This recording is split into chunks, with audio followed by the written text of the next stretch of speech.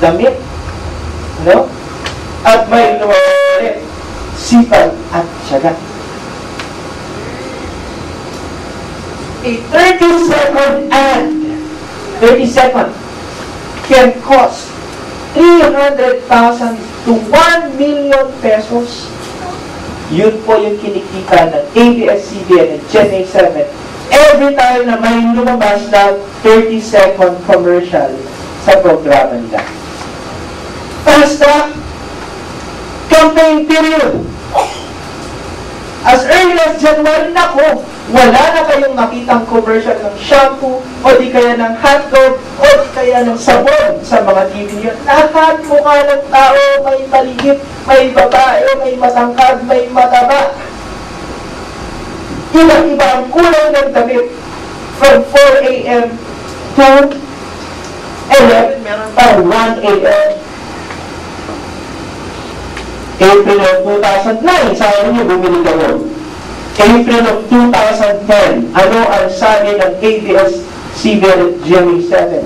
Our revenues have increased significantly because of political advertisements. Tumaas ang revenues, kumitaas. Yes. Magkano ang ABS-CBN ng 2009? Sabi natin April of 2009. Bumili kayo. Ang isang ABS-CBN, Ang presyo ng isang ABS-CBN share ay nagkakahalaga ng 10 pesos. 10 pesos. Ayun ba, bumili ka ng 100 shares. At 10 pesos, how much will you have invested? 1,000. Tingnan natin kung magkano ang presyo ng ABS-CBN.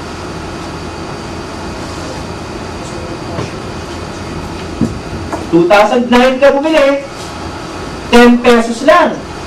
Naging 38 pesos ng June 2010. Yung 1,000 mo naging 3,800 pesos.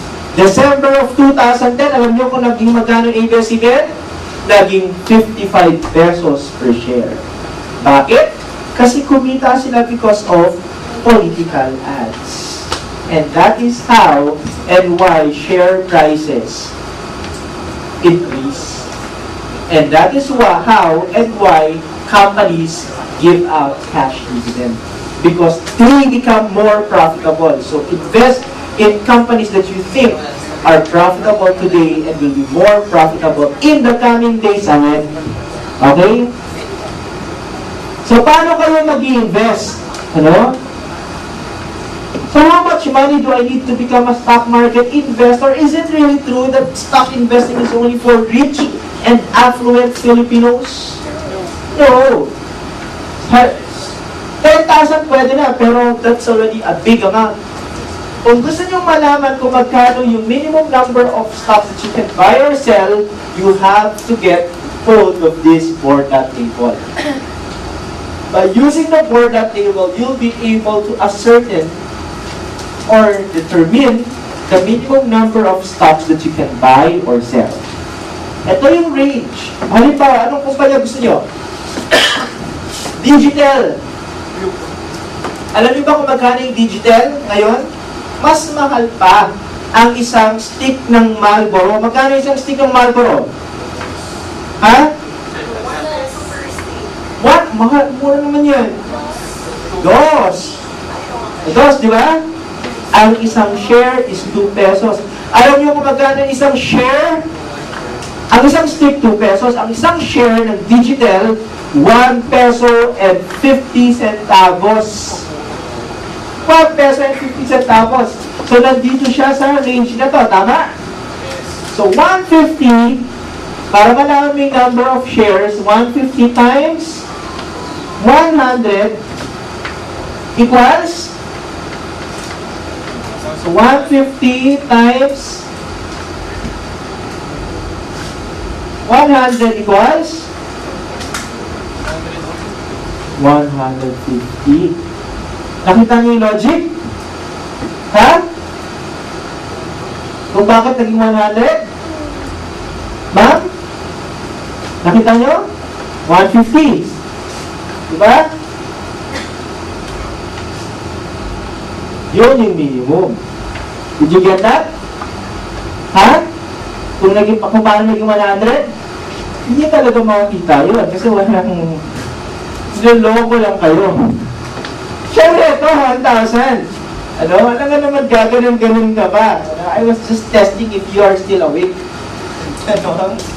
1,000!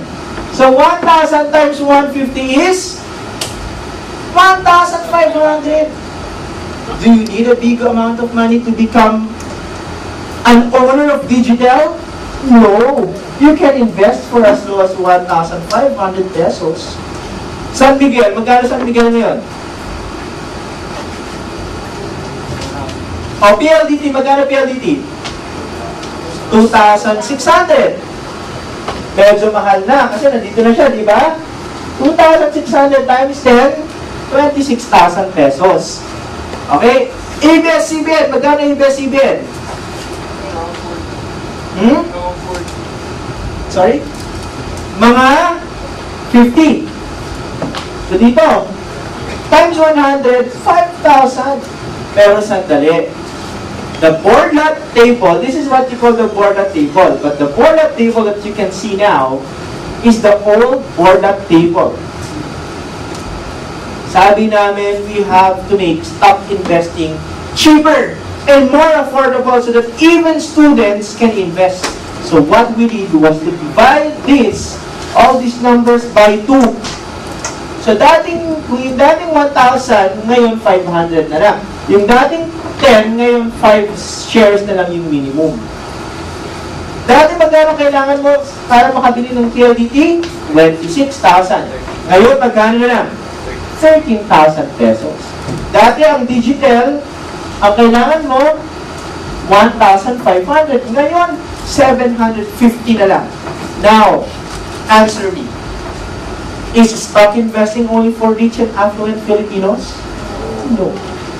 And that is what we want you to discover. At yan din po sana yung gusto naming hingi na tulong sa inyo. Kasi hindi namin kaya sa PSE, hindi namin kayang kami lang yung nagbabahagi ng information about the stock market. Kaya yung mga professors, yung mga teachers, malaking maitutulong. Pag nagsama-sama at nagtutulong-tulong tayo, mas maraming Pilipino yung maluluwanagan sa pag-invest sa stocks. Mas marami sa mga Pilipino yung makadiscover na naku, kaya pala yung mga chinoy lang yung kumikita. Kasi mali pala yung pananaw ko sa stocks.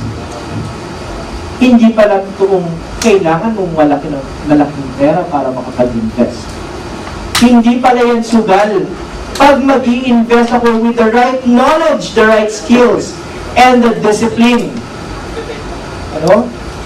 Ganun lang pala kasimple yan. Okay, so paano ka ngayon?